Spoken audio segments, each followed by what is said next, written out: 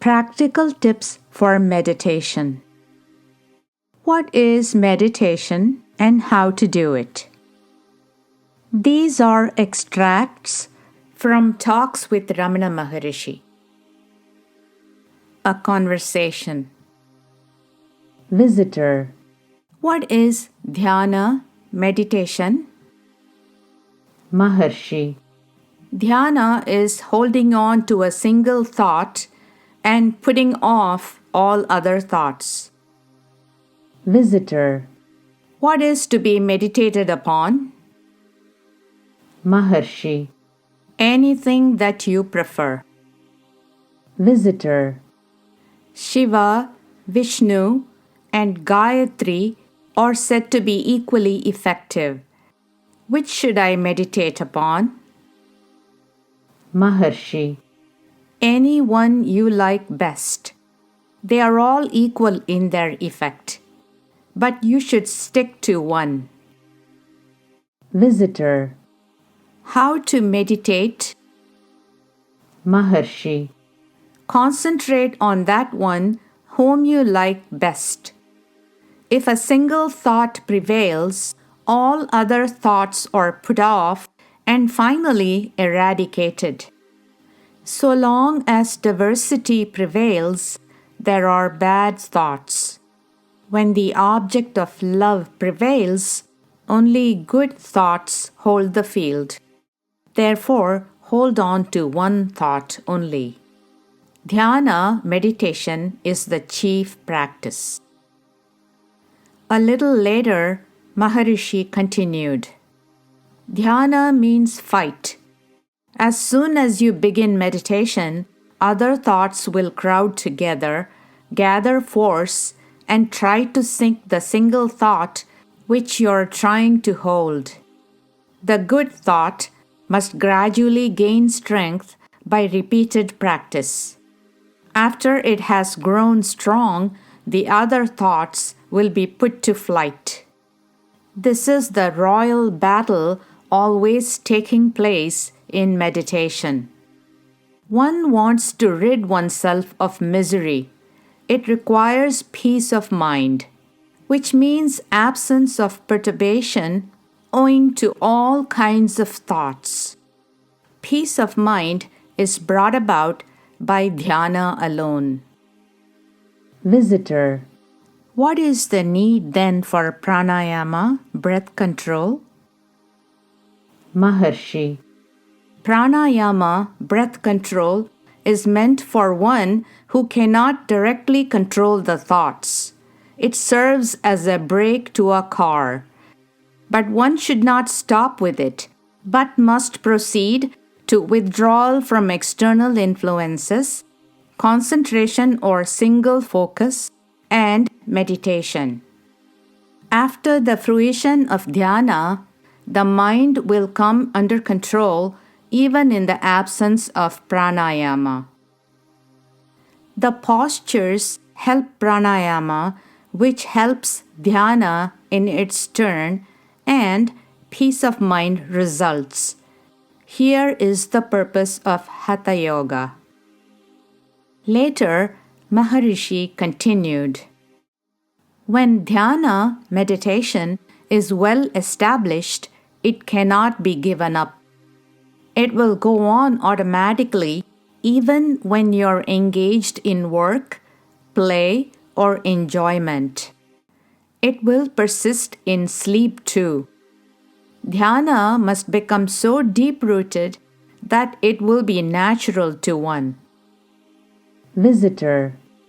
What ritual or action is necessary for the development of dhyana meditation? Maharshi. Dhyana meditation is itself the action, the ritual, and the effort.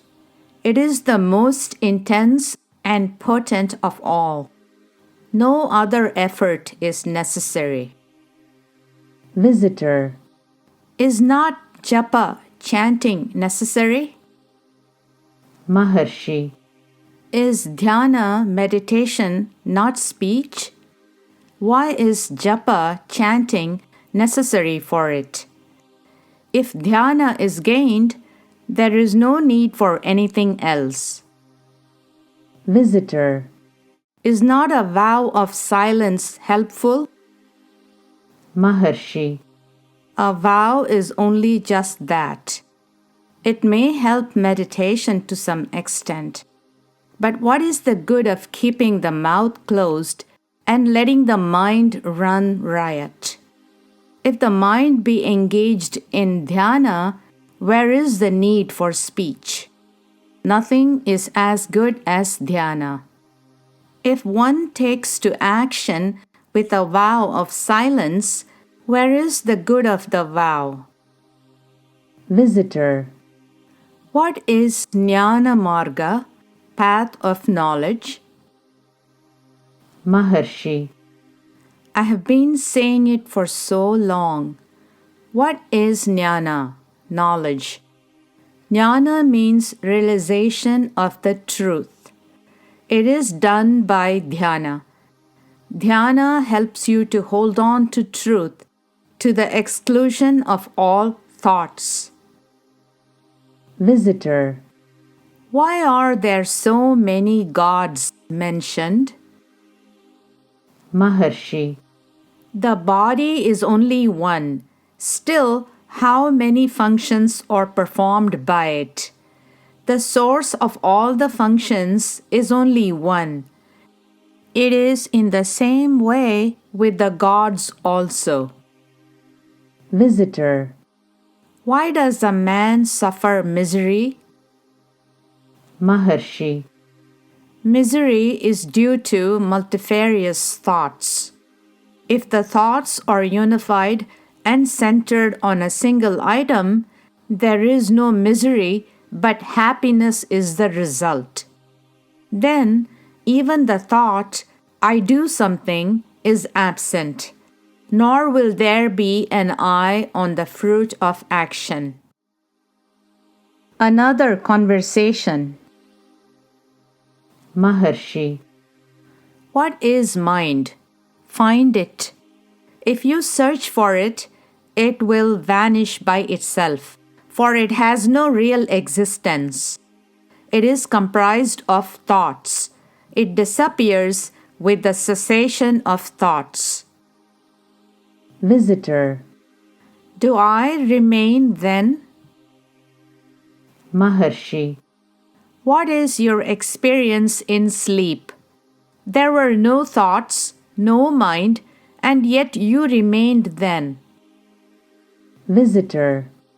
When I try to meditate, I am unable to do so because my mind wanders. What should I do? Maharshi. Your question furnishes the answer. First, with regard to the first part of the question, you say you concentrate but do not succeed. You means the self. On what do you concentrate? Where do you fail? Are there two selves for the one self to concentrate on the other? Which is the self now complaining of failure? There cannot be two selves.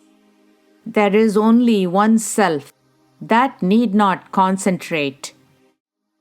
You ask, but then why is there no happiness? What is it that prevents you from remaining as the spirit which you are in sleep? You yourself admit that it is the wandering mind. Find out the mind.